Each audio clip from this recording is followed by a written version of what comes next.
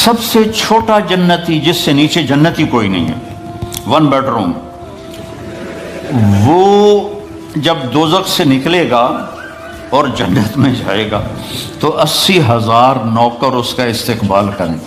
یہاں تو آپ نوکر رکھ نہیں سکتے، گاڑی ہوتی ہے رولز رائس اور پیٹرول آپ پہ پا رہا ہوں۔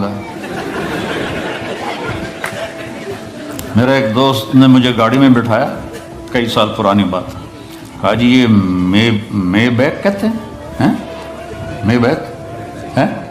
ہاں یہ مے بیک ہے، 2.5 لاکھ پاؤنڈ کی ہے۔ تو میں نے کہا اچھا تو اس کا ڈرائیور کون ہے؟ ان کا جی ڈرائیونگ تو ہم خود کرتے ہیں۔ میں نے کہا پھر ہماری سزوکی اچھی ہے، ہمارا ڈرائیور ہوتا ہے۔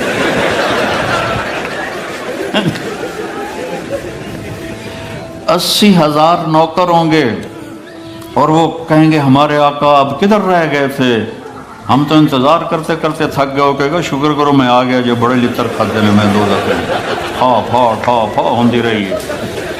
تو وہ پھر اس کو کھانا کھلائیں گے، پانی پلائیں گے، مزہ کرائیں گے، پھر کہیں گے اب آپ اپنے گھر والوں سے مل لیں، تو نوکر غائب ہو جائیں گے، سامنے سے پردہ ہٹے گا تو اس کی جنت کی بیوی بیٹھی ہوگی ایسے کر کے، تو اس کو جب دیکھے گا ایسے ہوگا، اور پھر یہ اس طرح نہ یوں دیکھے گا نہ یوں دیکھے گا نہ آنکھ جھپکے گا، ویندے ویندے 40 سال گزر جائیں گے۔ 40 سال، وہاں ٹائم کوئی نہیں، دنیا کے لحاظ سے میرے نبی بتا رہے ہیں 40 سال سے دیکھتا رہے اور مزہ لے رہا ہے، وہ بھی مزہ لے رہی ہے۔ ادھر 4 منٹ بیوی کو دیکھو کہے گی خیرت ہے کی ہو گیا جناب، بیوی خامد کو لے کے دو کہے گی خیر ہے کی ہو گیا، کیوں ویکھی جانی ہے۔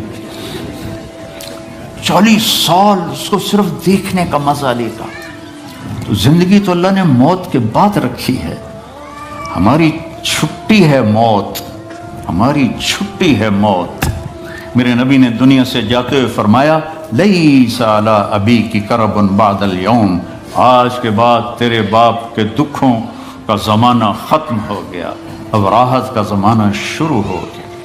ہمیشہ کی خوبصورت زندگی اور جنت میں تختوں پر بیٹھے ہوئے، اور آئیں گے نوکر سلامن سلامہ سلامن سلامہ، اتنے لاکھوں کروڑوں نوکر سلام کریں گے تو 1-2-4 مسافے کرنے والے مل جائیں، مینو پوچھ کے ویکھو کتنا میں اپنے آپ نو دبا کے رکھنا، بھائی یہ سارا دکھ ہے مار کے مٹی ہو جاؤنا، تو آدمی کا سر اوپر ہو جاتا ہے، لاکھوں نوکر کہیں سلام علیکم سلام علیکم، بڑے خوش ہوں گے یار دیکھو کتنے نوکر سلام کر رہے ہیں۔ ایک دم دروازہ کھلیں گے اور فرشتے آئیں گے، سلام علیکم جناب ہم بھی سلام پیش کرتے ہیں۔ وہ کہیں گے تم فرشتے نورانی ہمیں کیوں سلام کر رہے ہو؟ کہیں گے بما صبرتم، جو لندن میں آپ نے صبر کی زندگی گزاری اس کی وجہ سے ہم آپ کو سلام پیش کرتے ہیں۔ فرشتوں کے سلام کا نشہ باقی ہوگا کہ ایک دم میرے اللہ کا عرش کھلے گا اور اللہ سامنے اپنا دیدار کرا کے کہے گا سلام قول من رب الرحیم، میرے بندو بندیو اب تمہارا رب بھی تمہیں سلام پیش کرتا ہے۔ پھر اللہ کہے گا خوش ہو؟ وہ کہیں گے یہ خوش ہے۔ راضی ہو؟ کہیں گے راضی ہے۔ کہیں گے اب میں تمہیں جنت سے اعلیٰ چیز نہ دے دوں؟ کہیں گے اعلیٰ جنت سے اعلیٰ کیا ہے؟ تو اللہ فرمائیں گے جاؤ میں راضی ہو گیا، اب کبھی ناراض نہیں ہوں۔ یہ ساری زندگی جو دنیا میں اللہ کی مان کے چلتے رہے، آج اللہ اس کا صلہ دے رہا ہے، نہ ختم ہونے والی زندگی اللہ آپ کو دے رہا ہے۔ تو کوئی لمبے چوڑے آداب نہیں ہیں، ایک نماز پوری ہو، روزے پورے ہوں، اور اپنی 24 گھنٹے کی زندگی میں اس زبان سے کسی کو دکھ نہ دو۔